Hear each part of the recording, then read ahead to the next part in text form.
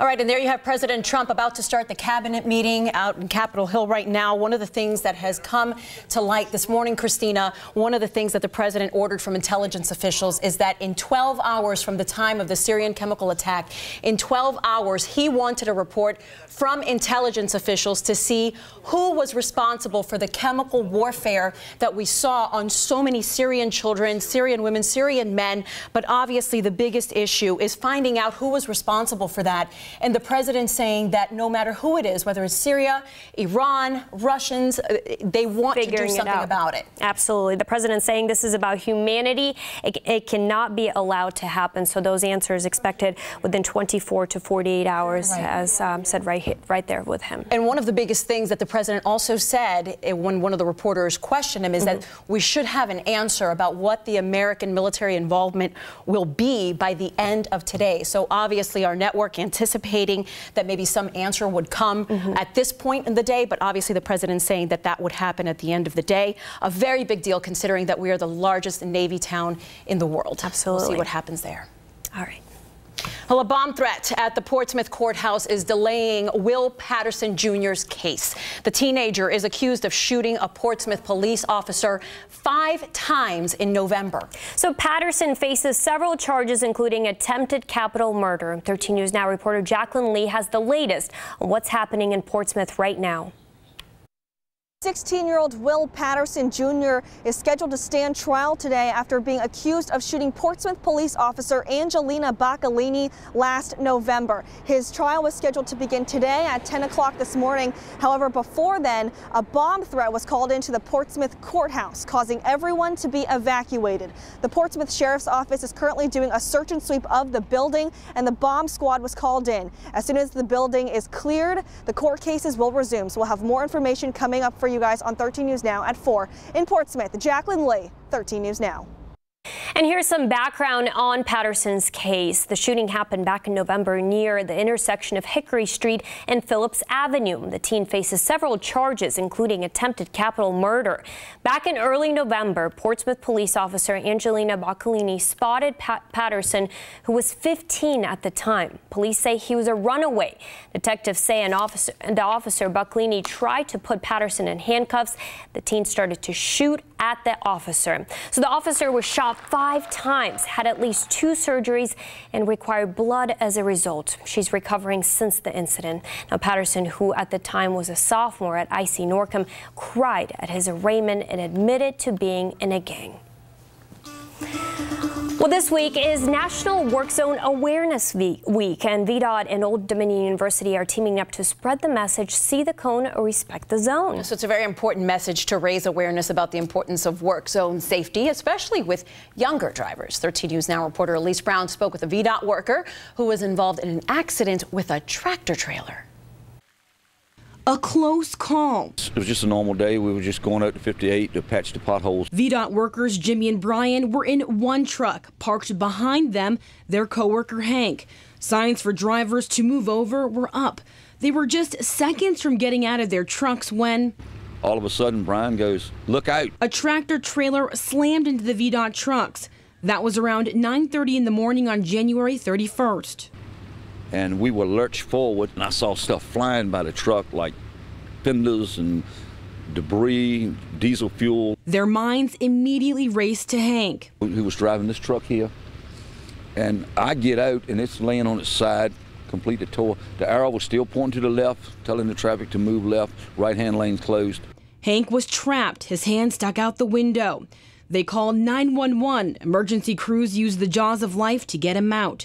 From there, it was just a matter of just walking around, just kind of like in a daze. Hank, thankfully, is okay. Tore his rotor cup off, completely loose. It's messed his back up and his neck and shoulder, and he's going through rehab right now. Since the accident, he says crews now have a spotter with them that just watches the traffic alone, and we carry our radios on our persons. State police say the truck driver was charged with reckless driving. Jimmy is asking drivers to follow the safety signs, slow down and move over. Don't just respect the police, respect the VDOT people. The public needs to go home safe as well as we do. In Norfolk, Elise Brown, 13 News Now. Virginia Senator Tim Kaine is on the Eastern Shore today to discuss concerns about offshore drilling. He took part in a roundtable at the Virginia Institute of Marine Science that included business and community leaders. This comes after the Trump administration proposed opening up Virginia water to offshore oil and gas drilling. At the meeting, they discussed the concerns to the environment, military, and the tourism industry. Next, 2 separate bus crashes leave 15 dead and more than 40 injured. Next, we take a closer look at the incidents. And the president has a warning for the Syrian president and his 2 biggest allies. What it has to do with the suspected chemical weapons attack. Plus, Congress is back in session today, and they have a long to-do list.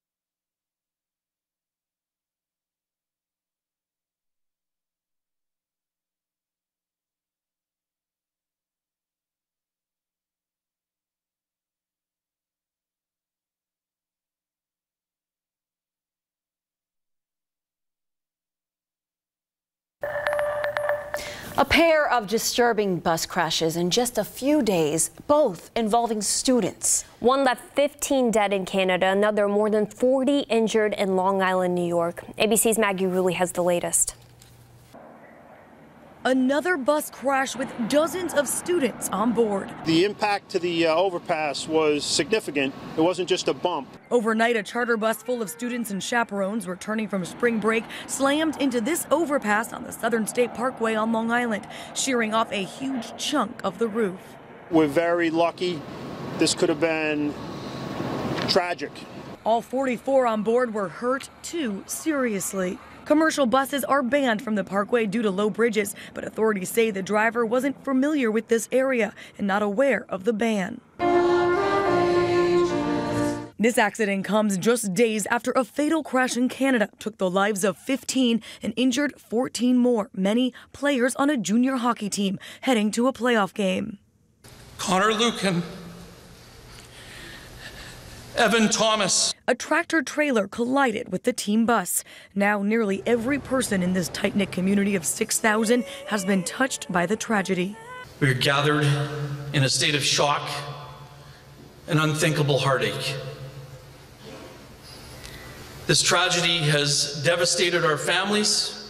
Last night, thousands, including the Canadian Prime Minister and his son, packed the Broncos home to honor those who lost their lives and the others whose lives will never be the same.